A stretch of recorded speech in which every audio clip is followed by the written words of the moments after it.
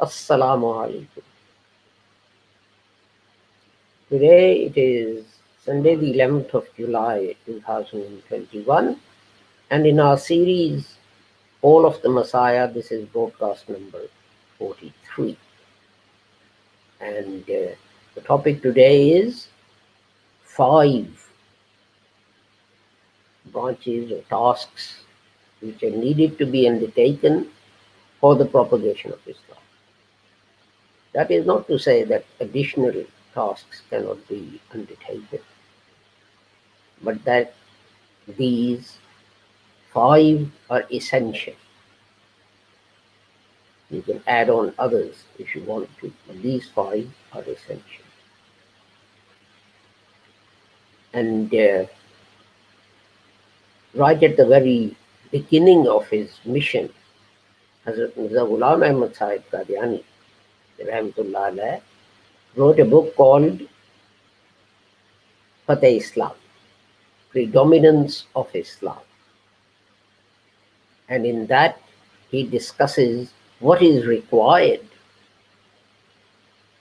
for propagation of Islam. So, he mentions these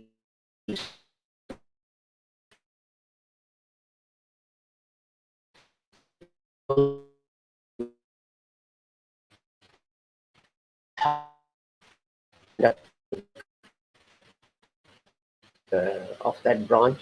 So I won't be going into that detail, but simply commenting on the basic work. I just want to remind you that Lahore Ahmadiyya community was founded by Hazrat Mirza Ghulam Ahmad, and his teaching was that although people bring another prophet after the Holy Prophet Muhammad, the Holy Quran says that the Holy Prophet was Khatamun Nabiyyin, and the Holy Prophet explained that by saying, La Nabiya Ba'd. There is no prophet after. So no prophet can now come, whether an old one or a new one. Prophethood has ended. This worried the Holy Prophet Muhammad Sallam's companions, ta'ala, who asked that Israelites would go astray shortly after a prophet would leave this earth. So what will happen? And another prophet would be required to bring them back. What will happen to this nation, the Muslim Ummah? And the Holy Prophet said that God will appoint reformers, mujaddideen, who will reform Muslims. Not Islam, but Muslims, and their views and their thinking. Hazrat Mirza Ghulam Ahmad also taught us that people say that some prophetic revelation that the Holy Prophet received is not included in the Holy Quran, like Ayah Rajam and Surah Balayat and so on. But he said this is absolutely wrong. All prophetic revelation that came to the Holy Prophet Muhammad is in the holy book that we have. Nothing has been missed. Muslims, he pointed out that Muslims also believe that many verses of the Holy Quran have been abrogated or cancelled. And he said this is, even Hazrat Shah Waliullah, Rahmatullah alayhi, he says that Muslims believe that more than 500 verses of the Holy Quran are abrogated. But I investigated every single verse, and there's only 7 which are definitely abrogated, others are not. So from that, for a start, you can see this discussion, debate about which verse is abrogated and which is not. But Hazrat Mirza Ghulam Ahmad said that no verse of the Holy Quran was, is, or ever shall be abrogated. It is God's revelation, it is complete, and it is perfect. He also pointed out that other Muslims are fond of calling each other heretic and kafir and this and that and so on at the smallest excuse. And he said, well, these are differences between us. But although I believe your views are wrong, it doesn't make you a kafir. And although my views are different from yours, you should extend the same courtesy to me. Because the Holy Prophet said that if one reciter of the kalima says to another reciter of the kalima, you are a heretic, it's the person saying it who's a kafir, who's a heretic. The edict of heresy falls upon the person issuing it. And Hazrat stressed the duty of every single Muslim. And every single Muslim should be conducting jihad not every minute of the day, every second of the day. But he said, jihad as defined by the Holy Prophet Muhammad. The Holy Prophet Muhammad, when returning from fighting, said that from the minor jihad, we now return to the major jihad, which is a jihad with our own selves, struggle with our own nefarious desires, jealousy, envy, desire for more and more things of this world while ignoring God's commands. The list is a long one. I need not reiterate it because all of you know what those things are. This is not the jihad that you take a knife and you go to London Bridge and you start stabbing people without knowing who they are, what they believe, and so. You could be stabbing a Muslim. If I were to go out without my jinnah cap, with a tie and so on, how would you know that whether I'm a Muslim or not? You see me on London Bridge and you will stab me. But even if I'm a non-Muslim, what have I deserved? What have I done that I deserve to be stabbed?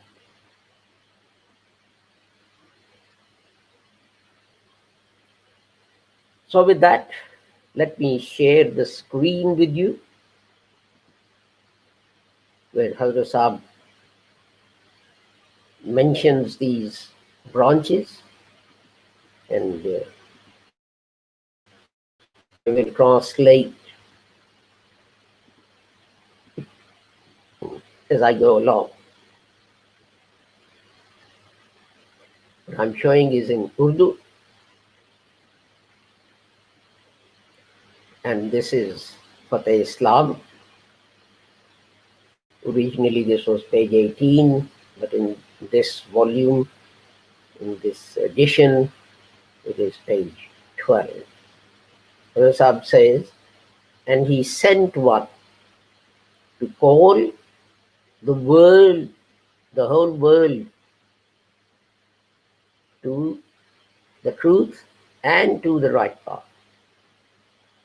And the task required for that, to support propagation of Islam and calling people to the truth, that was divided into many branches.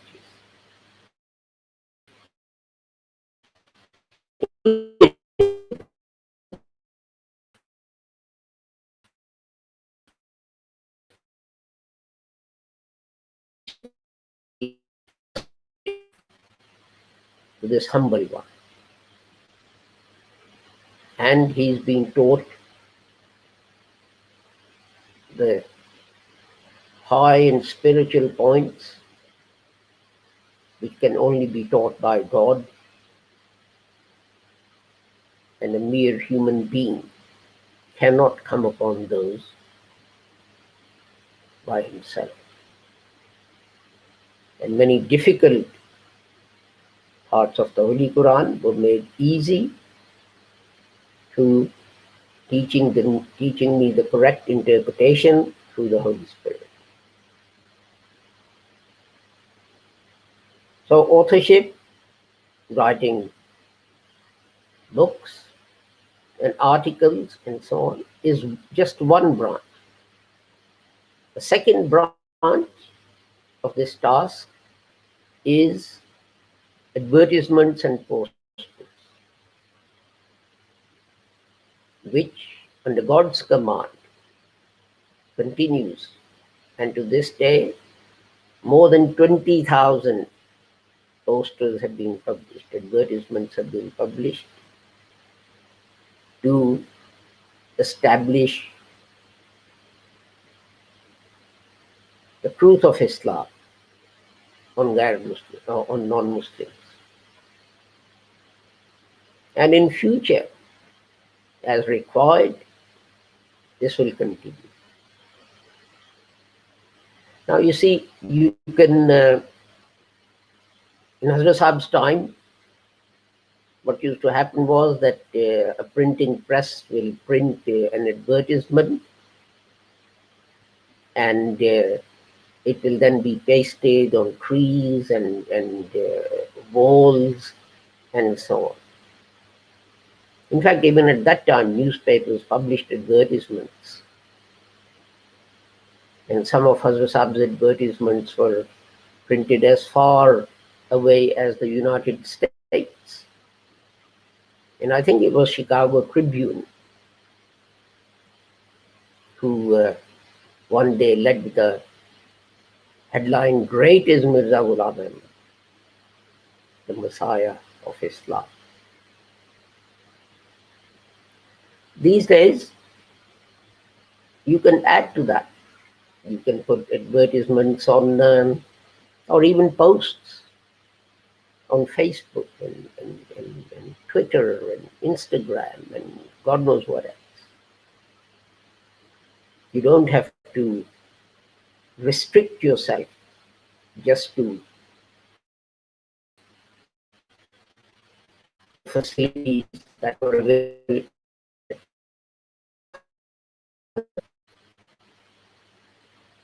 Third branch of this work is the guests, seekers after truth, who travel, and seekers after truth and for other purposes, who hear the news of this divine work that's going on, and they come to meet us. This is also increasing. Some days there are few people, and on other days this branch is very active. But in 7 years, more than 60,000 people have come as guests, and they have benefited from the written and oral information that was given to them and their problems solved. And again, we can do that. If people come, and then Hazrat Sahib gives detailed instructions about why this is important and how we should do this. So I'm not going to go into the details of that, and continue to the next verse. He gives the example of the Holy Prophet Muhammad, that people used to go to him and they would be accommodated and treated with respect, and they taught Islam and so on. The fourth branch is the letters which are written to um, seekers after truth or in answer to objections of the opponents. Up till now, more than 90,000 letters have been received, which were answered, except for a few where it was thought unnecessary to reply. And this too is continuing. And every month, approximately between 300 and 700, sometimes even 1,000 letters are received. The fifth branch, and I request you to listen to this carefully. The fifth branch of this work, which Allah established by special revelation, and that is taking the pledge back and getting people to join this organization. So when he created this organization, when he created this organization, he told me that a storm of evil is raging on earth. So prepare a boat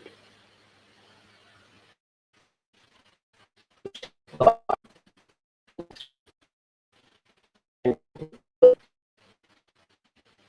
whoever gets into that boat, he will be saved from drowning. And whoever rejects it, he shall drown. And God said, whoever puts his hand in your hand, they have not put their hand in your hand, but in Allah's hand. God has given me the good news that I will die and he will raise me to him. But my true followers will remain until the last day. And they will be victorious over those who reject it. This is also worth listening. This work, based on these five branches, has been created by God by his own hand. Although a person who only looks on the surface will think that the only work that is important is that of writing. And other branches, he will think unnecessary. But God, in God's eyes, they're all essential. And the Reformation that God wants cannot happen without all the five methods.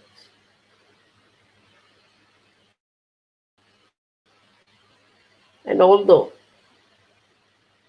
we have left it to God and his help and his blessings to support this organization and its work, and his support and his promises are enough. But by his command, we draw the Muslims' attention that they should support us.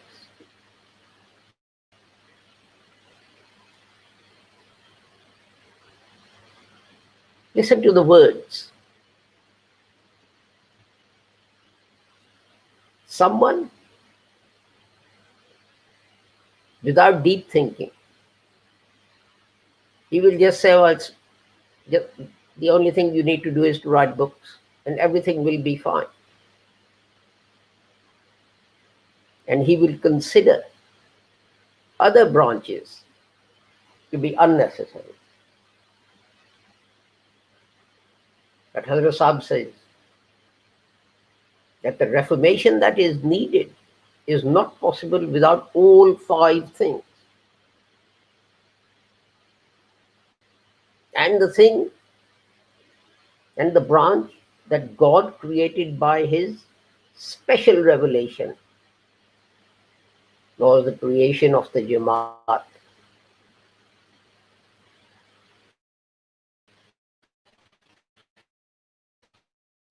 Jamaat, taking the bat, asking people to join the Jamaat.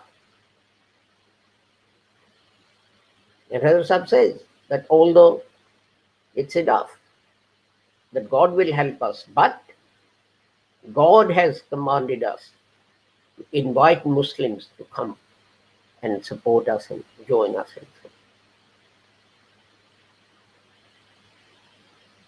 Because think about this for a second. Think about this.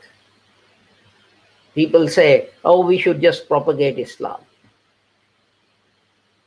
Okay, please define Islam. Well, tell us.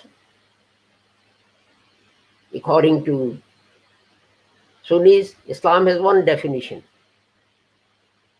Jesus is up in heavens and he will come down and Muslims will then follow him and he will have Mahdi with him and he'll kill all non-Muslims.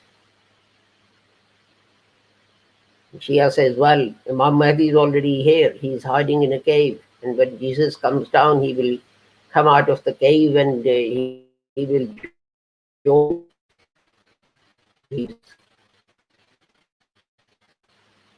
So what is Islam? What about the fact that the Holy Quran is not complete and there are verses missing from the Holy Quran? What about the fact that some verses of the Holy Quran are abrogated? What about the fact that jihad means you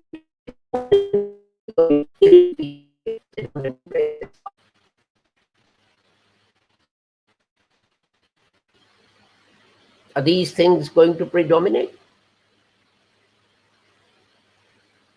Of course not. And as soon as you say that Jesus has died, people are going to ask, oh, are you an Ahmadi? And when you say yes, they're going to say, why did you hide the fact that you were an Ahmadi? Are you ashamed of being an Ahmadi? In the West, read Muslims' writings from the United States, in Europe. Read what they say about jihad.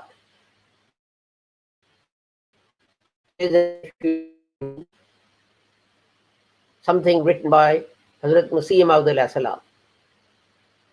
Why don't they give the traditional definition of jihad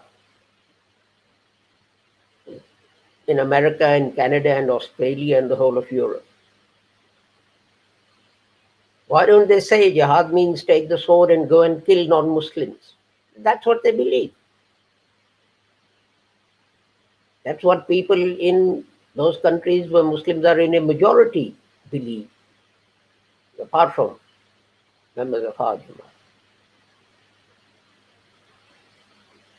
Why do they put the Ahmadiyya, Lahore Ahmadiyya interpretation of jihad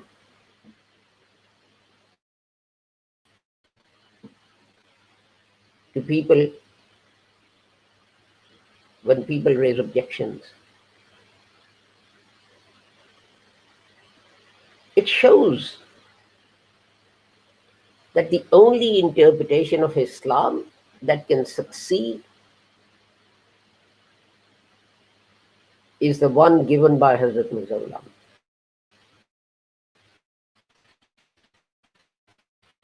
No other interpretation can succeed.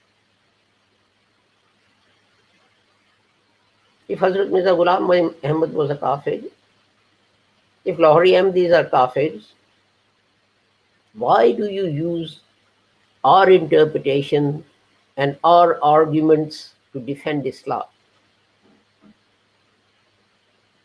It's been happening since the time of Hazrat Mirza Ghulam Ahmad.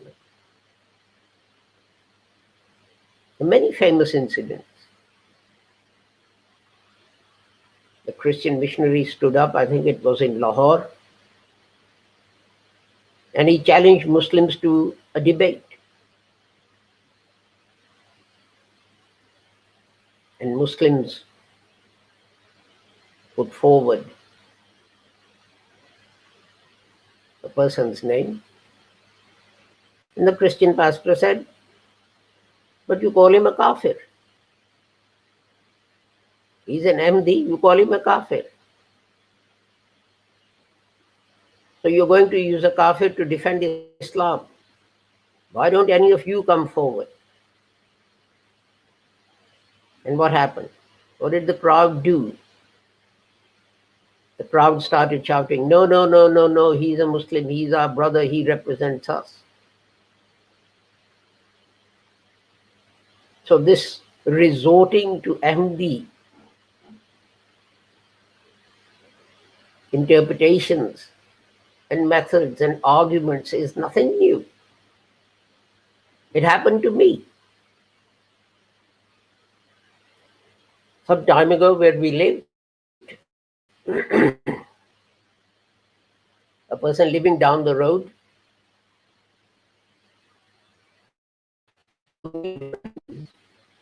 and when he went and asked the Maulana of the local mosque, he said, no, no, no, don't say to him, Assalamu alaikum to him, don't talk to him, he's a kafir, this and that, he'll lead you astray.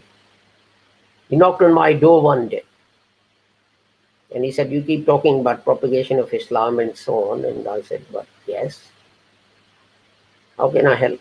He said, these Christian missionaries are coming round my house once a week from the church at the end of the road. And I don't have any answers to their questions. Can you help me? And I said, yes. So I took out a book and I said to him, give this book to them and ask them to read it. And then say, once you've read the book, then come back and I'll invite a friend and we'll have a chat. And I didn't hear anything more from him. So after about a month or two, I rang him and I said, what happened? He said, well, the book you gave, I gave it to the Christians and they took it away and they read it and they came back and they returned the book to me. And I said, well, now that you read the book, I'll invite a friend and, you can talk to him. They said, no, no, no, there is no point in preaching to you. So I said to him, did you read the book? And he said, no. The Maulana of the local mosque has forbidden us to read anything written by Ahmadis. Now that Maulana could not defend Islam to Christian missionaries. And this poor man was forced to come to Ahmadis. But he's forbidden from reading our books. Now you can see, a long time had passed from the time of the promised Messiah ﷺ to when this incident happened, to what is happening now. And you see the same thing.